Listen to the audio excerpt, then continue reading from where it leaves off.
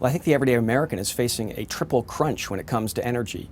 First, there's been a real price squeeze. There's hardly an American who hasn't felt gas pains as they get to the pump and have to fill up. And I think that's really putting a pinch on a lot of people. And it is changing behavior. People are starting to look for ways to conserve energy. They're looking at smaller cars. Detroit is having to downshift quickly to more fuel-efficient vehicles.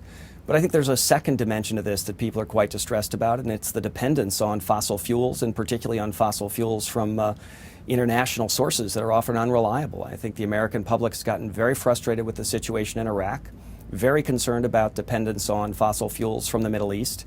And frankly, even if we were able to get ourselves out of the Middle East, the next series of oil suppliers, Russia, Kazakhstan, Nigeria, Venezuela, are no better. So I think there's a lot of people worried about dependence on these very unstable places for the lifeblood of our economy. And then the third issue, all rolled into one, is concern about the environment. I think people are very worried about the fossil fuel implications when it comes to both local pollution, air pollution in our cities, and the rising rates of asthma, and then, of course, climate change. I think there's a real recognition now that the longer we stay dependent on fossil fuels, the harder it's going to be to really address the problems of the buildup of greenhouse gases in the atmosphere. Well, I think we're moving towards a real commitment in the United States to address greenhouse gases, and I think that's likely to involve some kind of a price signal. So I think we're going to have both the everyday citizen needing to re-gear their behavior to address a carbon-constrained life, and frankly, the business world is stepping up in a very big way, seeing in the first instance a real opportunity to save money by reducing their energy spending. And frankly, a surprising number of companies now see an upside opportunity here as society gets serious about reducing greenhouse gas emissions and reducing energy consumption. A good number of companies see a chance to sell goods and services that help their customers do that. That's really a sideshow. Frankly, the thought that we're somehow going to get out of our current energy crunch by more drilling is playing a game we can't win. We are in possession of 3% of the world's oil reserves. If we try to pursue a drill strategy as our way forward, we're going to be dependent forever on overseas sources for the vast majority of our oil. What we really need is a new energy strategy that moves us off fossil fuels onto alternative energy, and at the same time commits us to a much greater effort at energy efficiency and conservation. Well, I think the truth is, as long as we're dependent on overseas oil, we're not in control of our own fate. And that's really what's fundamentally unacceptable over time. And we have an alternative, and it's really to focus on innovation, to drive our economy towards a new energy future, and to do much more with innovation and technology development. And frankly, what Saudi Arabia is to oil, America is to innovation. This is playing to our strong suit. It's a game we can win and can do well with. We've got big companies and small that are stepping up to try and make a difference in this regard. So you've got lots of entrepreneurial activities, small startup businesses trying out the widest imaginable array of alternative energy sources, from geothermal power to wind power, solar power, then people trying to do quite exotic things like extract fuel from algae. And at the same time, some of our big, long-standing companies have stepped up and decided they can become environmental goods and services providers. So you have General Electric under CEO Jeff Immelt that has really emerged as a major player in a variety of clean tech enterprises. So they've got a big commitment to high-efficiency locomotives, high-efficiency jet engines. They've got a wind power business, a solar power business, a clean water technology business. So this is an amazing turnaround for GE. And of course, it's not because Jeff Immelt thinks he's doing good. He knows he's doing well for the future of GE by investing in high growth and high margin businesses. Well, the truth is that there's a lot of companies stepping up on the promise of a different future than the past. But to really lock that in and to create the incentives for deep investment and real commitment over time, we have to have a framework of regulations that provide a signal to the private sector that investments here will pay off. So we need to have a commitment to greenhouse gas emissions controls. We need a cap and trade system, or alternatively some combination, more likely some combination of incentives that involve charging people for the harm they cause, making people pay for their greenhouse gas emissions, and then a variety of other things, including green building standards, commitment to better appliance efficiency, all of which will help spur innovation.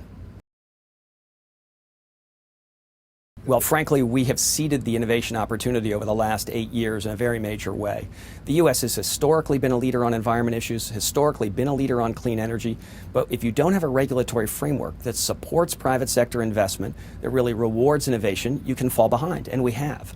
So we're going to have to renew our leadership role, and frankly, beyond that, it's not just about America, it's got to be a global commitment. This is a global challenge. We need companies all over the world, in the United States, in Europe, frankly across Africa, across Latin America, and particularly in Asia, where China and India are major contributors to the problem and need to also see themselves as part of the solution. Well, I think the public really wants a clean energy future. The public wants to get off of dependence on foreign oil. The public wants to respond to the problem of climate change. And frankly, the business world is stepping up. I think that's what's very interesting to see, that sea change in attitudes as companies have come to realize the environment in general, climate change in particular, is not just about regulations to follow and burdens to bear, but has this upside opportunity for companies that can provide solutions.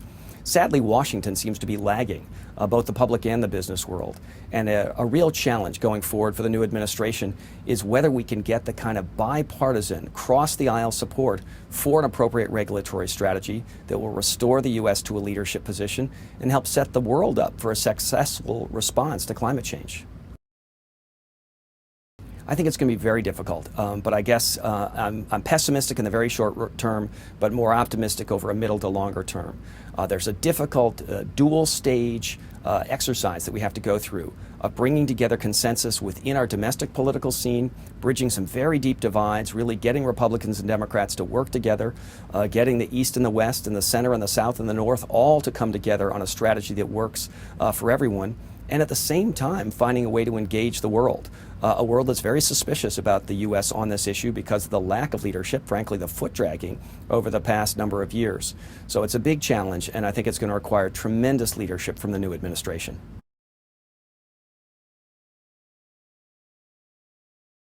So the critical way forward involves re-engaging the world and really reasserting the principle that has been at the center of every successful global environmental effort, and that's the principle of common but differentiated responsibility.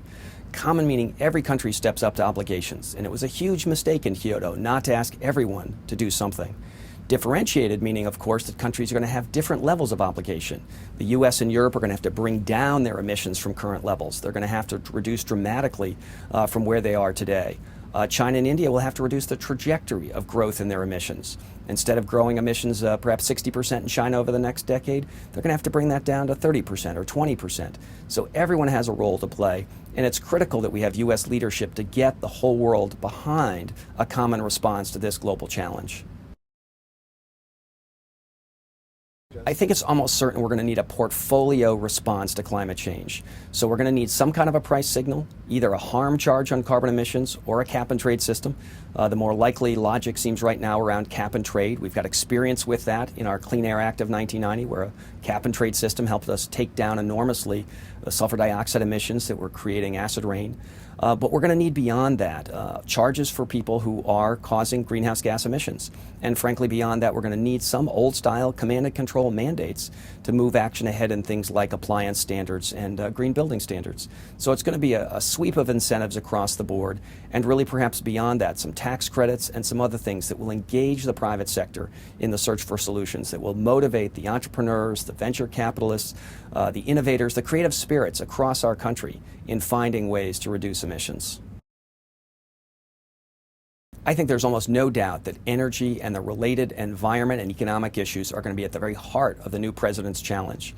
And it's been a difficult period in terms of the economic stability of our country and of our world.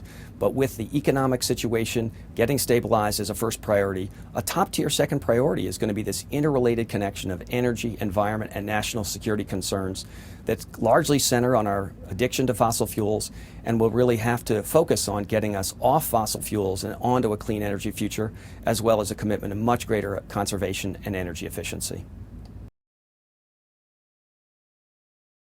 So there's two different ways that economic stress that we're all under plays out in the energy and environment arena.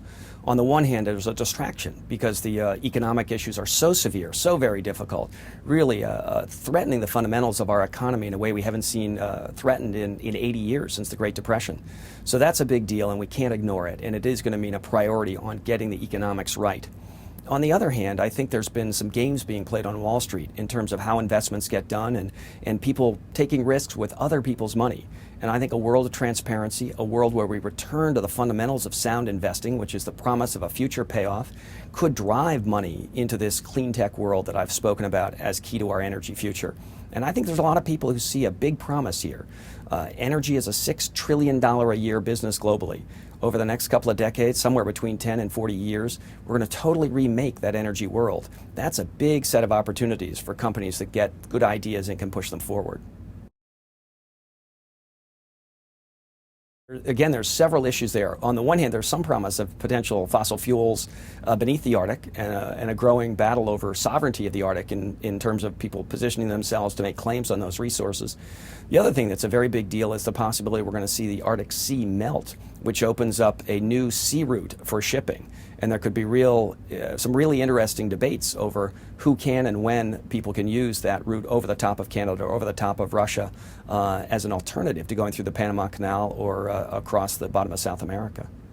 So some dramatic strategic issues for both countries and companies as basic assumptions about how the world works change in the future.